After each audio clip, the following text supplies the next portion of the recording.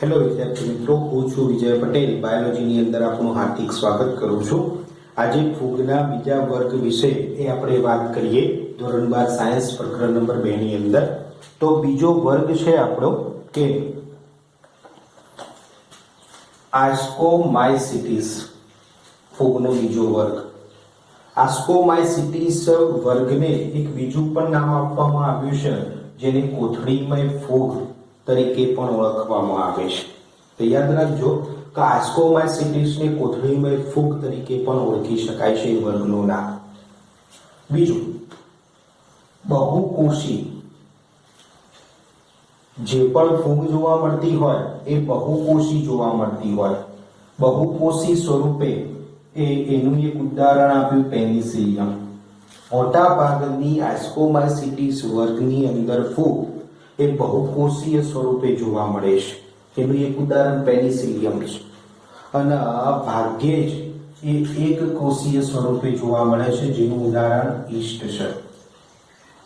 બીજો મુદ્દો, કેવી રીતે એ પોષણ પદ્ધતિ દર્શાવે છે? તો પોષણ પદ્ધતિની બાબતમાં એ મૃતોપજીવી તરીકે વર્તી શકે છે, એટલે કે મૃત કે સડી ગયેલા કાર્બનિક પદાર્થો ઉપર એ આધાર રાખતી હોય. વિઘટકો સ્વરૂપે એ વર્તી હોય છે. વિઘટકો એટલે શું આપણે સારી રીતે જાણીએ છીએ. મરી ગયેલા વનસ્પતિઓ કે પ્રાણીઓના ભાગો હોય એમનું ડિસ્પોઝ કરી દે અને એને જમીનની અંદર એ ડિઝોલ્વ કરી દે છે, ઓગાળી દે છે, તો એને વિઘટકો તરીકે ઓળખી શકાય છે એવા સજીવોને. પરોપજીવી, જીવંત વસ્તુઓ ઉપર એ આધાર રાખતી હોય ફૂગ, તેને પરોપજીવીઓ તરીકે ઓળખી શકાય. તો વનસ્પતિઓ કે પ્રાણીઓ ઉપર એ ચોંટી જાય છે અને એમાંથી પોષણ પ્રાપ્ત કરતી હોય તો પરોપજીવી તરીકે પણ વર્તી શકે છે.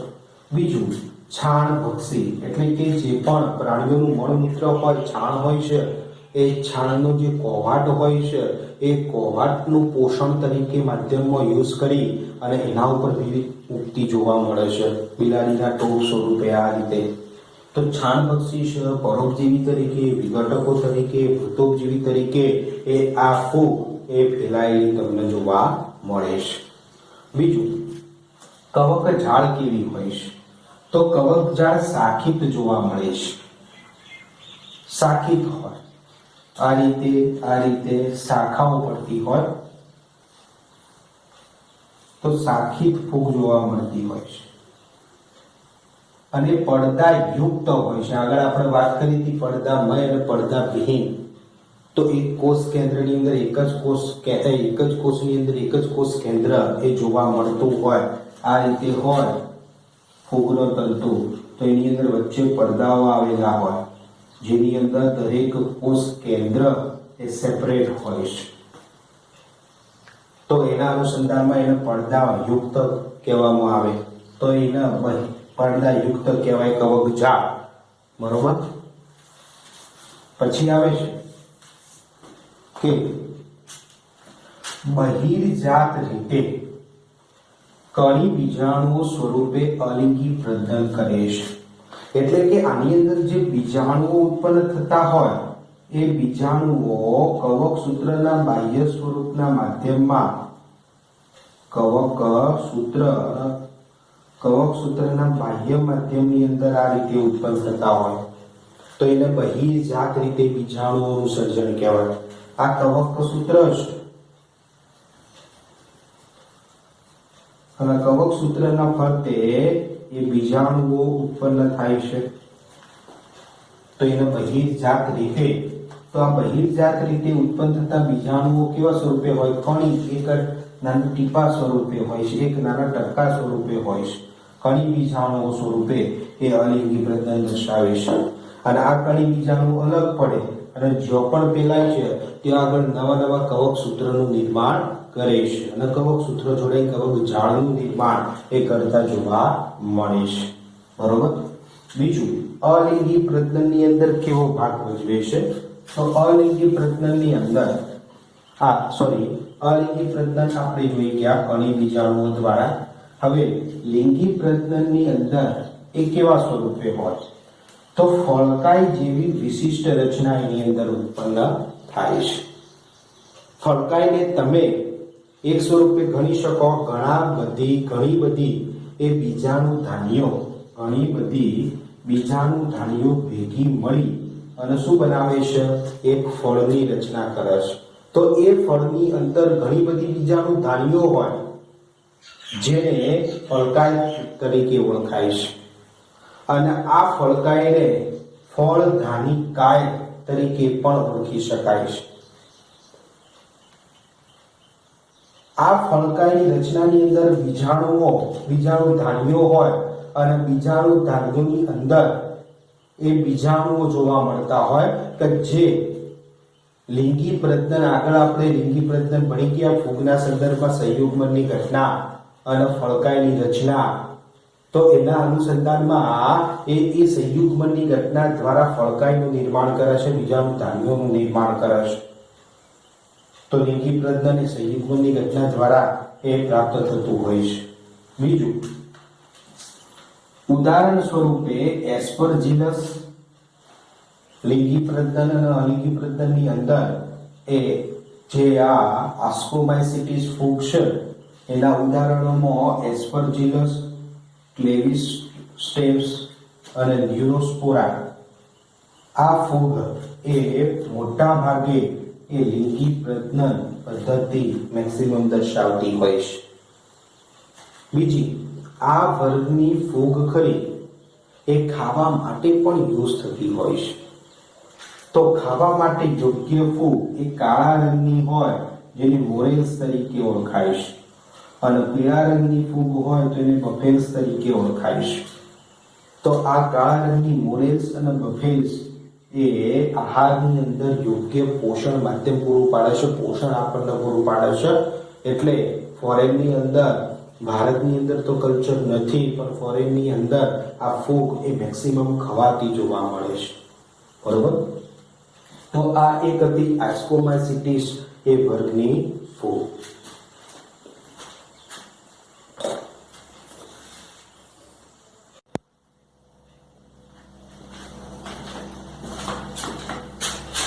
હેલો વિદ્યાર્થી મિત્રો, હું છું વિજય પટેલ. બાયોલોજીની અંદર આપનું હાર્દિક સ્વાગત કરું છું. ગયા વિડીયોની અંદર આપણે ફૂગ અને ફૂગની અંદર પ્રજનન વિશે આપણે વાત કરી ગયા હતા. આજના વિડીયોની અંદર આપણે એ ફૂગના વિવિધ વર્ગો એ સાથે સંબંધિત ચર્ચા વિચારણા આપણે કરવાની છે. તો ધોરણ 12 સાયન્સ પ્રકરણ નંબર 2 ની અંદર ફૂગના વિવિધ વર્ગો વિશે આપણે વાત કરી. એમાંથી પહેલો વર્ગ એ આપણે વાત કરીએ કે ફાઇકોમાઇસિટીસ. તો ફાઇકોમાઇસિટીસ એ વર્ગ છે ફૂગનો અને એ વર્ગની અંદર જુદા જુદા પ્રકારની ફૂગનો સમાવેશ કરવામાં આવ્યો છે. તો એના લક્ષણો કેવા હોય છે ફાઇકોમાઇસિટીસની અંદર જોવા મળતી ફૂગના? તો એના અનુસંધાનમાં પહેલો મુદ્દો આપણે લઈએ કે ફાઇકોમાઇસિટીસ વર્ગની અંદર જોવા મળતી ફૂગ એ જલજ નિવાસ સ્થાનોમાં જોવા મળે છે. ભીની અને ભેજયુક્ત વિસ્તારો હોય, સડતા લાકડાઓ હોય, ચોમાસા દરમિયાન એ લાકડા ઉપર વરસાદ પડે છે, ભેજ આવી જાય છે, એ સડવા લાગે છે. તો એના અનુસંધાનમાં ત્યાં આગળ પરોપજીવી તરીકે એ આ ફાઇકોમાઇસિટીસ ફૂગ એ ઉત્પન્ન થતી હોય છે. ફાઇકોમાઇસિટીસ વર્ગની ફૂગો ત્યાં આગળ જોવા મળતી હોય છે. પાણીની અંદર તરબોળ ફૂગ પણ જોવા મળતી હોય છે. બીજો મુદ્દો આવે છે કે જે આ ફાઇકોમાઇસિટીસ વર્ગની અંદર જોવા મળતી ફૂગ ખરી એ કવક જાળ કેવી હોય? કવક જાળ એ આપણે આગળના લેક્ચરની અંદર એ કવક જાળ કોને કહેવાય? કવક સૂત્રથી કવક જાળ રચાય છે. કવક ઝાડના પ્રકારો હતા પડદામય અને પડદા વિહીન. તો અહીંયા એ કવક ઝાડ પડદા વિહીન જોવા મળે છે. એટલે ઘણા બધા કોષ કેન્દ્રો એ એક જ હરોળમાં ગોઠવાયેલા હોય, તેથી બહુકોષ કેન્દ્રીય સંરચના એની અંદર જોવા મળતી હોય. તો કવક ઝાડ પડદા વિહીન હોય છે અને બહુકોષ કેન્દ્રીય રચના દર્શાવતી હોય છે. બીજું, પ્રજનનની દ્રષ્ટિએ એ અલિંગી પ્રજનન દર્શાવતી હોય છે અને અલિંગી પ્રજનનની અંદર એ બીજાણુધાની ઉત્પન્ન કરે અને બીજાણુધાનીની અંદર ચલ કે અચલ બીજાણુઓ એ ઉત્પન્ન થતા હોય છે. ચલ બીજાણુઓ એને કહેવાય કે જેની અંદર પક્ષમાં કે કશા પ્રેઝન્ટ હોય તો એ પ્રચલનના હલનચલનની ઘટના કરી શકે પાણીની અંદર. તો તો જો કશા કે પક્ષમાં પ્રેઝન્ટ જોવા મળતા હોય તો એને ચલ બીજાણુઓ તરીકે ઓળખાય, અને જો કશા અને પક્ષમાં ગેરહાજર હોય તો એવા બીજાણુઓને અચલ બીજાણુઓ તરીકે ઓળખવામાં આવે છે. ઘણીવાર બીજાણુ ધાનીમાં જે બીજાણુઓ ઉત્પન્ન થાય છે એ બીજાણુઓ એકબીજા સાથે જોડાતા હોય છે. એક બીજાણુ હોય અને બીજો બીજાણુ એ એકબીજા સાથે સંયુગ્મનની ઘટના કરે, અને સંયુગ્મનની ઘટના એ લિંગી પ્રજનનની અંદર એ આપણે ગણી શકીએ છીએ. તો બીજાણુની અંદર સંયુગ્મનની ઘટના થાય અને બે બીજાણુઓ એકબીજા સાથે જોડાય તો એવા બીજાણુઓને યુગ્મ બીજાણુઓ તરીકે ઓળખાય. શું કહેવાય? યુગ્મ બીજાણુઓ તરીકે ઓળખાય છે. બે બીજાણુઓ એકબીજા સાથે જોડાય તો એને યુગ્મ બીજાણુઓ કહેવાય, અને ન જોડાતા હોય તો એને અયુગ્મ બીજાણુઓ તરીકે ઓળખાય. બીજાણુઓ સરખા હોય તો સમબીજાણુઓ, જ્યારે પણ બે બીજાણુ એકબીજા સાથે એ જોડાતા હોય ત્યારે બે બીજાણુઓ એ બાહ્યકાર વિદ્યાની દ્રષ્ટિએ, કદ રૂપ આકારની દ્રષ્ટિએ બંને બીજાણુઓ એક સમાન હોય અને એક સમાન બીજાણુઓ એકબીજા સાથે જોડાય તો એને સરખા બીજાણુઓને સમબીજાણુઓ તરીકે ઓળખાય. જો બે બીજાણુઓ સરખા હોય બાહ્યકાર વિદ્યાની દ્રષ્ટિએ તો સમબીજાણુઓ કહેવાય, અને જો એક નાનો હોય એક મોટો હોય બાહ્યકાર વિદ્યાની દ્રષ્ટિએ એ અલગ બંધારણ દર્શાવતા હોય તો એમને શું કહેવામાં આવે છે? અલગ વિસ્તારતા હોય તો વિષમ બીજાણુઓ કે એમને અંડ બીજાણુઓ એ તરીકે ઓળખવામાં આવતા હોય છે. આ બીજાણુ ધાનીની અંદર થતી હોય છે, એટલે અંતર્જાત રીતે એ બીજાણુઓ ઉત્પન્ન થતા હોય છે. તો બીજાણુ ધાનીની અંદર આ પ્રોસેસ થતી હોય છે, એટલે અંતર્જાત બીજાણુઓ તરીકે પણ તમે એને ઓળખી શકો છો. ક્લિયર? બીજું, આની અંદર ઉદાહરણો એ મહત્વના છે. દરેક એક્ઝામની અંદર એના ઉદાહરણો એ ખાસ પૂછાતા હોય છે કે મ્યુકર એ કયા વર્ગની ફૂગમાં કયા વર્ગની ફૂગ છે, તો એના અનુસંધાનમાં ઉદાહરણો એ ખાસ તૈયાર કરવા પડશે. તો મ્યુકર આનું એક ઉદાહરણ છે, ફાઇકોમાઇસીટીસ નું. રાઇઝોફોસ એક ઉદાહરણ છે, જેને બ્રેડ મોલ્ડ તરીકે ઓળખવામાં આવે છે. ખાસ એ યાદ રાખવું પડશે. બ્રેડ મોલ્ડ પરીક્ષાના સંદર્ભમાં પરીક્ષામાં એ બ્રેડ મોલ્ડ શબ્દ વાપરે, જો તમને ખબર ન હોય, તમને રાઇઝોફોસ જ ખબર હોય તો તમને એ તૈયારી અધૂરી કહેવાય તમારી. તો રાઇઝોફોસ નું બીજું નામ બ્રેડ મોલ્ડ તરીકે ઓળખાય છે. આલ્બ્યુગો, જે રાઈના પર્ણો ઉપર સફેદ એ ડાઘા પડે છે, સફેદ તોતણાઓ થઈ જાય છે, તો રાઈના પર્ણ પર પરોપજીવી તરીકે એ કઈ ફૂગ જોવા મળે છે? તો રાઈના પર્ણ પર પરોપજીવી તરીકે એ આલ્બ્યુગો પ્રકારની એ ફૂગ જોવા મળે છે, કે જે ફાઇકોમાઇસીટીસ વર્ગની એ ફૂગ છે. બરોબર? તો આ પહેલો આપણે એ શું જોયો? ફૂગનો વર્ગ જોયો. હવે એક બીજો ફૂગનો એ વર્ગ જોઈએ આપણે.